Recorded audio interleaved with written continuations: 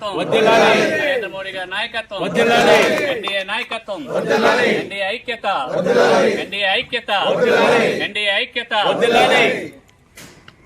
అందరికీ నమస్కారం.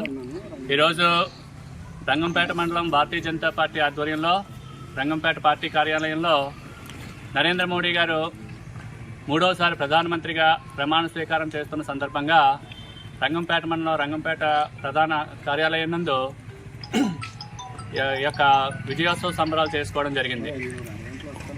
ఈ యొక్క నరేంద్ర మోడీ గారు మూడోసారి ప్రధానమంత్రిగా ఎన్నిక కాబడినందుకు ఎన్డీఏ ప్రతి పార్టీకి కూడా, ఎన్డీఏ సభ్యులందరికీ కూడా పేరు పేరున ప్రత్యేక ధన్యవాదాలు, కృతజ్ఞతలు తెలుపుకుంటూ ఈరోజు రంగంపేటలో ఉండేటటువంటి మండలంలో ఉండేటువంటి నాయకులు, అదేవిధంగా గతంలో పార్టీలో జాయిన్ అయినటువంటి పెద్దలు, ప్రముఖులు అందరూ కూడా వచ్చి ఈ యొక్క కార్యక్రమాన్ని విజయోత్సవ సంబరాలు చేసుకోవడం జరిగింది.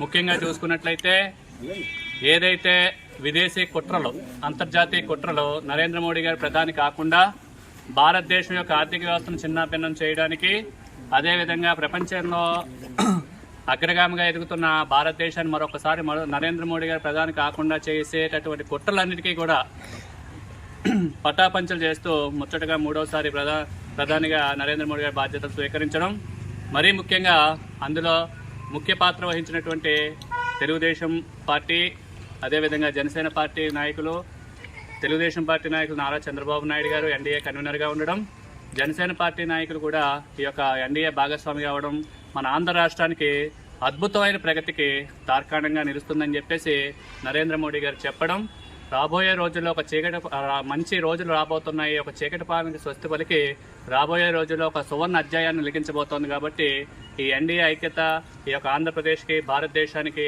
అత్యున్నతంగా తీర్చిదిద్దడానికి ప్రగతి బాటలు పరుస్తున్నారు. కాబట్టి ఈ రంగంపేట మండలం తరఫున పేరు పేరున మరొకసారి ధన్యవాదాలు తెలుపుకుంటూ, ఈ అవకాశం, ఈ కార్యక్రమానికి వచ్చిన పెద్దలందరికీ మరొకసారి ధన్యవాదాలు తెలుపుకుంటూ, జై హింద్, భారత్ మాతాకి.